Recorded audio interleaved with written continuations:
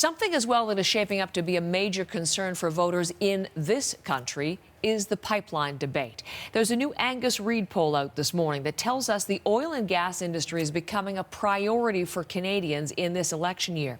So much so, a majority of people polled considered the lack of new pipelines to be a crisis.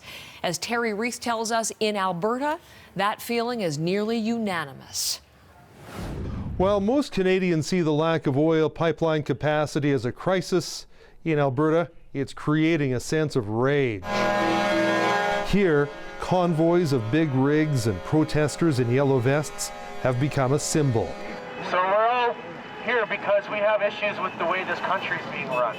Maureen Zelmer traveled from Calgary to Red Deer Saturday to add her voice to the growing number of protests across the province. We want our pipelines built. The Angus Reid poll found 2/3 of Canadians consider oil and gas a critical industry.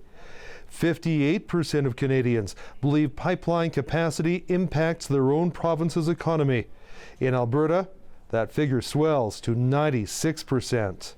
We want our oil to go to world market instead of just to the U.S. Alberta's oil sells for less than the world price because it primarily goes to the United States. The Trans Mountain Pipeline expansion is expected to open up new markets and bring better prices. On a CBC Radio phone-in show Tuesday, Premier Rachel Notley told callers the pipeline is coming soon. I believe we're going to see shovels back in the ground this year. The poll shows that there is support for pipelines in every province except for Quebec. And while most Canadians do see the lack of pipeline capacity as a crisis, many in Alberta would like to see more done. That's why next month, many big rigs from Alberta will be making their way in a convoy to Ottawa in a display of their anger at what they see as a lack of national attention. Terry Reith, CBC News, Edmonton.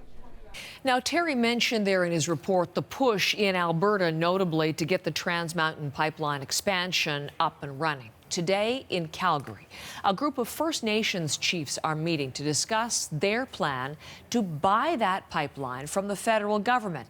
Now, think about that, a game changer if the plan goes ahead. So Scott is watching that for us. Look ahead to the meeting. 100 First Nations represented in this group. What do we know about what they're looking at? Yeah, this is really the who's who of the industry. There's going to be Indigenous leaders. There's going to be community leaders.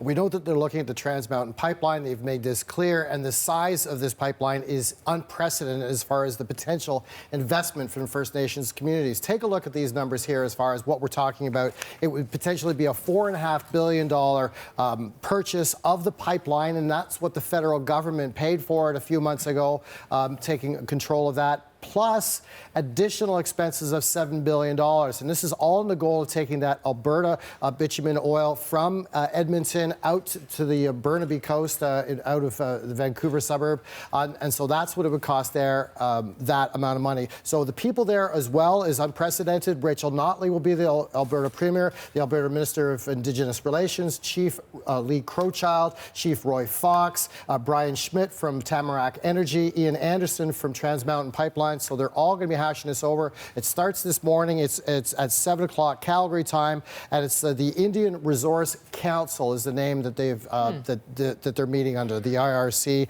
This is the Indigenous Energy Summit. Sorry, over the next 2 days. It starts this morning at 7 a.m. with a pipe ceremony. So it's a very vigorous meeting. Well, it's a key moment. It's real. We'll look into that pipe ceremony. Lots of really good coverage on this at CBCNews.ca. Our reporter Kyle Bax, who's interviewed online an expert and Indigenous affairs professor who's saying this would have been considered a crazy notion 5 years ago, and the fact that it is not considered a crazy notion now shows you how much Indigenous business has changed. Well, and how important it is to be able to speak the common languages. 130 groups getting together. There's a lot of land and property that is under contest between First Nations, and so there's going to be a lot of discussion there within the community, and they think that's going to be a real proponent for building this pipeline, the expansion of this pipeline, and getting that pipeline done. So a good move for Indigenous business potentially, and good timing because Canadian oil, we're watching a bit of a bounce back. A huge bounce back. For Western Canadian crude, it's tripled in price from as low as $14. It's flirting now with about $40. So there's huge incentive now for industry to push for that. Because of the supply cut that Notley ordered, the production cut? Sometimes it's as simple as that. It's not necessarily the $1.5 billion that the government made available. It was the energy traders in the U.S. decided that, oh, holy mackerel, they're going to potentially cut. So that sent the price up very dramatically for Western Canadian.